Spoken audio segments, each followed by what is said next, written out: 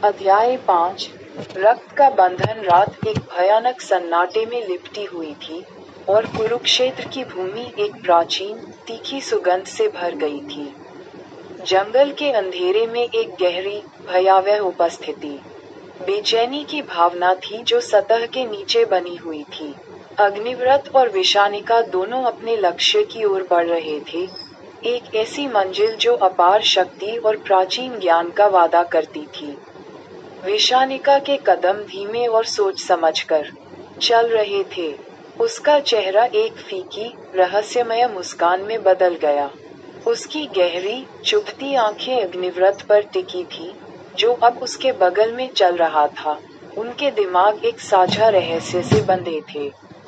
तुम्हें पता है, अग्निव्रत, विशानिका ने कहा, उसकी आवाज में एक अलौकिक तीव्रता थी, हमारी यात्रा एक ही रास्ते पर चलती है, लेकिन यहाँ से तुम्हारे लिए सब कुछ नया होगा।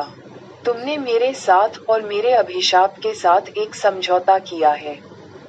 तुम्हें समझना चाहिए कि तुम्हारी आत्मा का एक हिस्सा अब मेरे साथ बंधा हुआ है, जैसे मेरा हिस्सा तुम्हारे साथ है। अग्निव्रत ने विशानिका के शब्दों को अपने हृदय में गहराई से महसूस किया।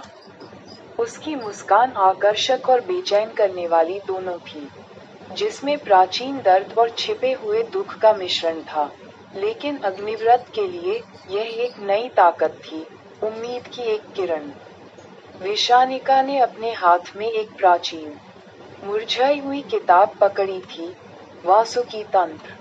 पन्ने पीले और घिसे हुए थे, प्रत्येक अक्षर एक रहस्य था जो केवल कुछ चुनिंदा लोगों को ही पता था, और विशानिका उनमें से एक थी।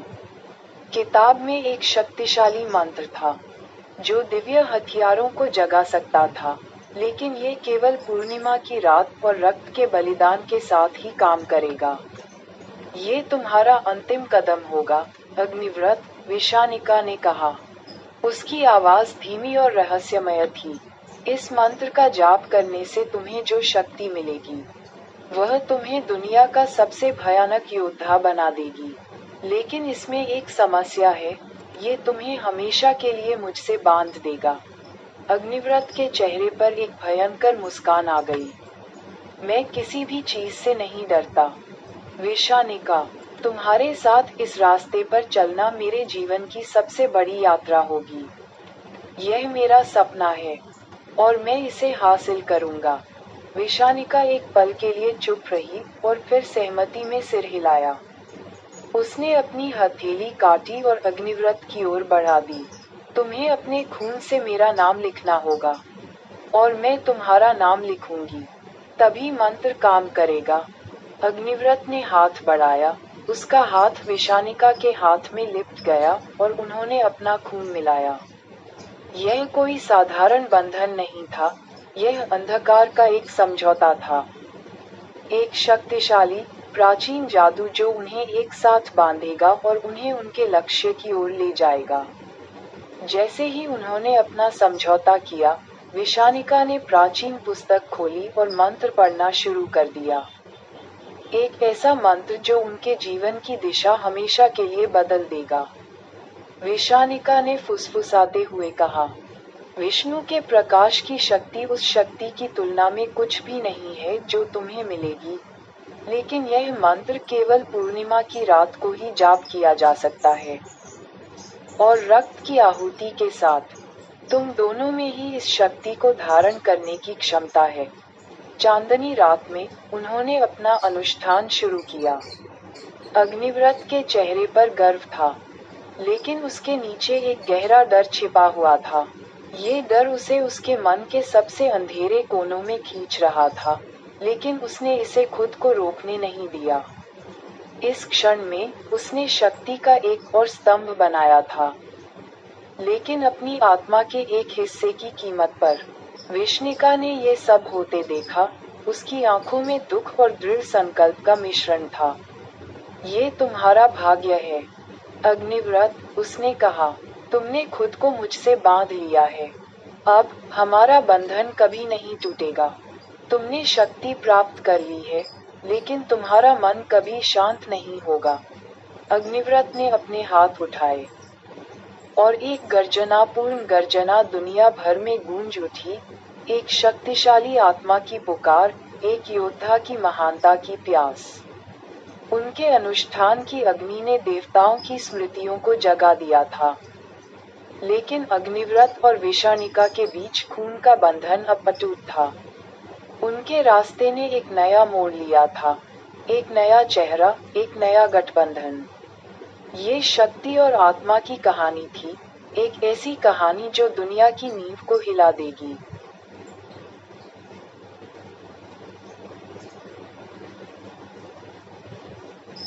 अध्याय 6। अस्त्रों का बदला। रात में अप्राकृतिक शांति छाई हुई थी। कुरुक्षेत्र की हवा में ऐसा घनापन था मानो धरती ही अपनी सांस रोके हुए हो। रक्त लाल चंद्रमा की छत्रछाया में अग्निव्रत और विषानिका एक पवित्र और निषिद्ध अनुष्ठान के केंद्र में खड़े थे। वर्षों की तपस्या और रक्तपात से थके उनके शरीर आखिरकार उस सीमा पर पहुंच गए थे जहां अब उनकी सबसे गहरी इच्छाएं आकार ले सकती थीं। विष्णिका ने अपने हाथों में वासुकी तंत्र को थामे हुए भयानक सन्नाटे में निषिद्ध मंत्र का जाप किया। यज्ञ की लपटों से आग ऊपर उठती हुई, अपनी हिंसक बेचैन ऊर्जा से आकाश को चाटती हुई। अग्निव्रत की आंखों में एक अटूट जुनून चमक रहा था क्योंकि वह लपटों को घूर रहा था। उसका मन दिव्य अस्त्रों के दर्शन से भरा हुआ था, महाभारत युद्ध के बाद देवताओं द्वारा छोड़े गए सामूहिक विनाश के हथियार। वह जिस शक्ति की तलाश कर रहा था वह इतनी करीब थी कि वह लगभग उसका स्वाद ले सकता था। उसने इसे पाने के लिए अपना सब कुछ त्याग दिया था, अपनी मानवता, अपनी आत्मा। विषानिका, ये तुम्हारी आखिरी रात हो सकती है। अग्निव्रत, तुम नहीं समझते, अस्त्र सिर्फ शक्ति नहीं है, वे भाग्य का खेल हैं। अगर तुम उन्हें जगा दोगे तो तुम उनके विनाश का हिस्सा बन जाओगे। अग्निव्रत, मैं जो चाहता हूँ वह पाऊंगा, चाहे कुछ भी हो। शक्ति का मार्ग अलग है, तुम्हारी चेतावनियां सिर्फ काले दुस्वप्न हैं। जैसे ही मंत्र के अंतिम शब्द विषानिका के होठों से निकले, धरती कांप उठी। अग्निव्रत का शरीर भी कंपन करने लगा, क्योंकि उसके भीतर एक जबरदस्त शक्ति उमड़ पड़ी। ऐसा लगा मानो हवा ही अस्त्रों की अदृश्य शक्ति से जीवंत हो उठी हो। लेकिन तभी अचानक धरती पर ठंडक छा गई। एक आवाज हवा में गूंजी, एक कर्कश, खतरनाक फुफकार। यह एक आवाज थी, गहरी और प्राचीन, जो उनके पैरों के नीचे की जमीन में, उनके दिमाग में समा गई। आवाज, शून्य से, अगर तुम सोचते हो कि तुम दुनिया के सबसे महान योद्धा बन गए हो, तो तुम गलत हो। तुमने दिव्य अस्त्रों की खोज में अपनी आत्मा बेच दी है। तुम दोनों अब मेरे खेल में मात्र मोहरे हो। तापमान में भारी गिरावट आई और यज्ञ की लपटें हिंसक रूप से टिमटिमाने लगी। फिर जैसे जैसे हवा भारी होती गई, छाया से एक काली आकृति उभरी, जो क्रोध की अभिव्यक्ति की तरह थी। यह अश्वत्थामा की आत्मा थी, एक आत्मा जो अपनी अमरता के अभिशाप से बंधी हुई थी, जिसे कुरुक्षेत्र की इस परित्यक्त भूमि पर हमेशा के लिए भटकने का अभिशाप मिला था। अश्वत्थामा, रात भर उसकी आवाज गूंजती रही। तुम दोनों ने क्या सोचा था कि तुम अपनी शर्तों पर इन अस्त्रों को जगा सकते हो? तुम नहीं जानते कि ये अस्त्र केवल शक्ति के लिए नहीं, बल्कि मानवता के दर्द के लिए बनाए गए थे। इन अस्त्रों के कारण तुम्हारा नाम इतिहास से मिटा दिया जाएगा। अग्निव्रत लड़खड़ाकर पीछे हट गया। उसकी आंखें चौड़ी हो गईं क्योंकि उसने देखा कि अश्वत्थामा का प्रतिशोधी, शाश्वत रूप उसके सामने साकार हो रहा है। उसका शरीर असहनीय गर्मी से जल रहा था, एक ऐसी अनुभूति जो उसने पहले कभी महसूस नहीं की थी। अग्निव्रत, भय और क्रोध दोनों से कांपती आवाज, क्या ये तुम्हारा बदला है, अश्वत्थामा? क्या तुम्हें लगता है कि तुम मुझे रोक सकते हो? अश्वत्थामा, तुमने जो खून का बंधन बनाया है, वह अब अपनी असली ताकत दिखाएगा। तुम भूल गए हो, अग्निव्रत, कि हर शक्ति के पीछे एक काली कहानी होती है। तुमने अस्त्रों को जगाया है, और अब तुम्हें उनके भयानक परिणामों का सामना करना पड़ेगा। अश्वत्थामा की आत्मा ने उनके चारों ओर चक्कर लगाया। उसका रूप मृगतृष्णा की तरह चमक रहा था। उसकी आंखों में युगों की पीड़ा, उसके अमर अस्तित्व की पीड़ा और उसके अंतहीन दुख का अभिशाप चमक रहा था।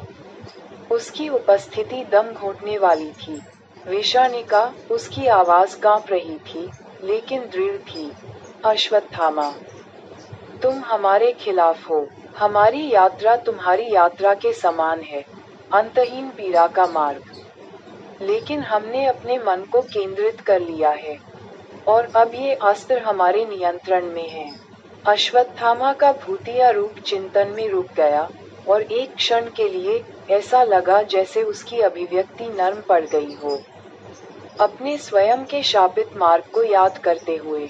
लेकिन फिर एक दहाड़ के साथ उसने एक हथियार प्रकट किया, उसका अपना ब्रह्मशीर्ष। एक ऐसा हथियार जिसका इस्तेमाल कभी देवताओं के सबसे मजबूत दुश्मनों को भी नष्ट करने के लिए किया जाता था।